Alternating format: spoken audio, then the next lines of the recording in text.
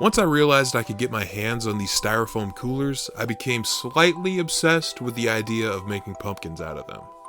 I believe these thicker walled coolers are used to transport medicine, so if you're friendly with your local pharmacy, maybe you could get your hands on these too. The store I work for recycles them, so they might just give them to you, but don't quote me on that.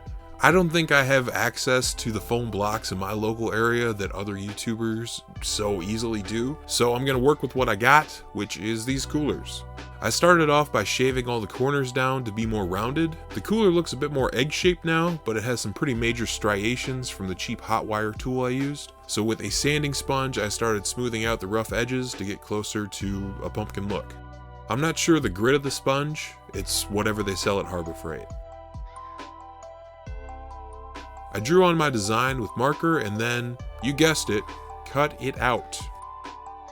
Since I plan on using foam pretty frequently, I took the plunge and bought some Hotwire Foam Factory tools. I got a hot knife and the freehand router, which is the adjustable wire tool that lets you cut custom contours out of the foam.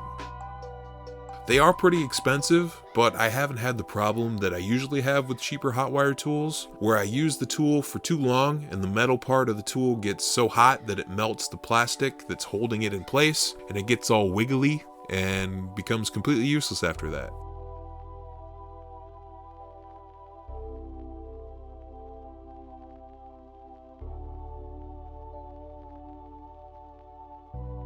Instead of using a knife, I widen and taper the pumpkin ridges using a rotary tool. I didn't pick any specific sanding drum, it's just the first one I found in the little kit that came with the cheap rotary tool. The stone sanding bits work well too, you just have to use a very light touch because it's easy to sand too much too quickly. I didn't like the brow over the nose section, so I carved it away with the freehand router and then sanded that section smooth.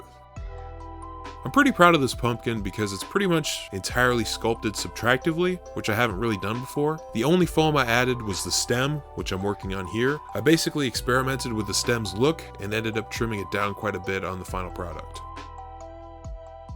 I coated the stem and bridged any gaps where it connects to the pumpkin with this spackle from $1.25 Tree that I mixed with a bit of wood glue for some added durability. I really like wood glue.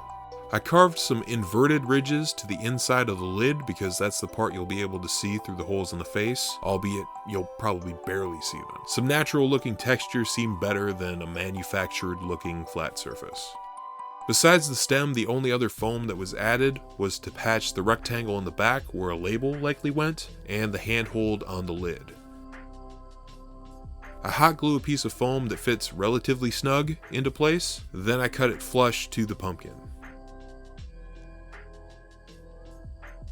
I used more of that cheap spackle to fill any gaps the foam didn't cover. It was easy and surprisingly very quick to make this.